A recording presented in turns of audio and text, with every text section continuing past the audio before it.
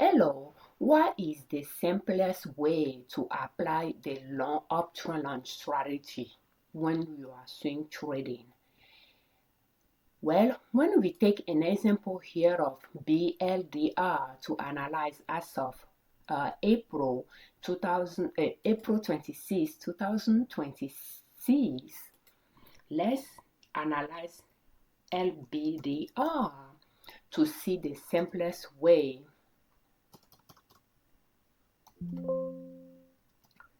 LBDR. LDBR. Let's take a look at it again. BLDR. BLDR. Well, the simplest way to apply the long uptrend line, the way I like to do it, is again by looking at the stocks using the stock chart using maximum monthly chart. That way I can see multiple years in front of me on the screen without scrolling. Excuse me. We have the date on the x-axis from the past to the present, and the price on the y-axis from $0 up. So when I'm looking at BLDR here, you will look at the valley line, or you look at the higher lows. You will try to connect the lows, the bottom, the lowest point on the chart, and see if they are uptrending. So you connect those with straight lines, oblique lines, or you connect them with straight lines to see if those lines will be oblique. And in this, we have this line here that is somewhat horizontal here, and then we have this line here that is oblique going to the present. The price at the present is higher, at the present time is higher than the past. So again, I like to make sure I'm answering your question. So I will trace those different support lines from the past to the present, going from the past toward the price y-axis and toward where the price is right now, to see if I'm having oblique line. If I'm having oblique line where the line is tilted upward around the price area, I know that I have an upward trend here. So I'm having higher lows at the bottom of the chart. That is how I apply the long uptrend line. So now that I trade the multiples, I will try to see where I'm willing to buy this stock, and I will pick few of those lines to be the line I'm willing to buy those stocks at. And in this example, I pick this one to be most likely where it's going to come down to. There is this one as well that if I move a little bit, it's going to touch those areas. And I like to say it's not just a tiny line, it could be more like an area. But you can see that it crossed that. But if we were doing this around this time frame in 2025, this line, this could be a support line. But is it really the valley line? I'm not entirely sure. So I might decide to buy here, but is it long trend line enough for me to use it? So if I'm counting, I'll have 2 years and a half long. So clearly it's not long enough for that to be the valley. Is a line supporting the upside wall of the mountain the chart is claiming. So it came down to this one, and I chose this to be where I want to buy it, and I color code it to be different from the standard color. And this is 1, 2, 3, 4, 5, 6 years long. That is long enough for me to be the valley line. So and I will pick this to be the line I would like to buy at. The price along this line is what I'm willing to pay for it, and this is just too low for this to be the valley line that is going to come back down to. So that is how I use my long uptrend line strategy, and I will go to daily chart, maximum daily chart, and I will just do my analysis here. And as we are looking at this, I already purchased some, and that's why we have those arrows. So I purchased it around this line when it pulled back down to it, and one little bit below. In fact, it came down, went up, and came back down. And I purchased some, in my husband and I's personal brokerage account. And I think this line here could be me purchasing it for my personal Roth IRA as well. But then it went up and pulled back down, and then it came back down. So around here, I purchased it again in my husband and I's brokerage account, and then it went a little bit down, and now it started going up. So we are going to continue observing it to see, because again, when it came down here, my analysis is there is not really a line there between this area and this area. There is not really a line there that I would think is going to go to. So therefore, I purchased it there thinking maybe it may not go down any further, and it went down a little bit and then start going up. So, and that is just how I apply the long uptrend line in the simplest form.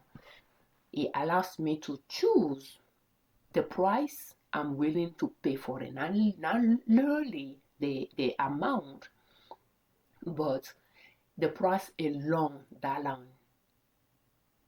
And then I will just wait for the stocks chart to move down to that line, and I'll make my purchase, knowing that it could go down a little bit or so and then go back up. So I might be temporarily or for a while negative in it before it'll go back. And in this instance, I purchased it around January 2026, and even all the way to now, even though it went from here all the way to here, which is February 27, for the following month, I was positive in it in this purchase. But then from there to the following 2 months, because we are in April 27, so the following 2 months, I became negative in this one. So those are the reality of investing in simple stocks or single stocks. And this one, I was negative in it since I purchased it around March 6th. I was negative in it for about a month, like up to here, April 13, I was negative in this one, and now it seems to be higher up. So any price above this line that the mouse is creating, I'm positive in this purchase, and any price below or any candlestick below this line, the level that I purchased it at here, I'm negative in it. So that's how you use the y-axis to see, just by looking at the chart, if you are putting mark on where you purchase, to see if you are positive in a purchase or if you are negative in one, or so forth. It allows a quick analysis of your chart and of stocks you have in your portfolio as you are marking where you bought them and marking where you sold them. So we bought and sold in the past, and we are trying to get in again, and we are just going to continue observing it. If I didn't purchase it and I see it where it is right now, yes, I will purchase some. But because I purchased it twice already around the support line I would like to purchase it, I will not purchase some more. I will just keep observing it. I got in at the right spot. So I will just keep observing it, because again we will buy it around the valley line and sell it after all peaks in this cycle are reached. So that means now that I purchase it, I'll be looking at where I will sell it. And I know that last time it reached this support line here was in 2022 July, or yeah, in fact all the way here June 2022, all the way to the tallest peak in this cycle. The cycle started in June 2022 to, let's see here, to November 2025. So it was quite a bit of years within that valley to the peak to the valley again. So but it took the tallest peak was in March 2024, so about 2 years of growth. So I will anticipate from November 2025, I will anticipate maybe we might see 2 years of growth here as well. So I might be in it for the long run. That is how I use my long uptrend line. I use a long uptrend line to do my chart analysis and make my buying and selling decision. Thank you so much for watching our videos. We thank you very much for your time. Thank you for all your comments, and we thank you very much for subscribing to our channel. I'm Afiabi Liberman, creator of Liberman Consulting L.L.C. YouTube channel and ninasub.com, our blog. On our channel and on our blog, we share different ways to save money and different ways to make money to reach your financial independence, where you do not depend on an employer to provide for your need. And swing trading could be another stream of income beside your job. It's not about quitting your job, it's about diversifying and have different streams of income. Work hard, save your money, save some of your money to put it to work by investing in the stock market. As a disclaimer, I'm not a financial advisor. I swing trade in my husband and I personal account and my Roth IRA, and I just use my learning experience and my skills there to to share some tips with you, in our journey to our financial independence, so that you can see if there is a few things that you find useful in your own FI journey. So this video is for educational and entertainment purpose only. Use it at your own discretion. So thank you so much for your time, and happy swing trading. Just start small and grow your account slowly but surely. So thank you so much for your time. For more swing trading videos in this series, will you please check the playlist in the description of this video. I'll put it in the comment section as well, and we do have other swing trading related playlists as well. Thank you.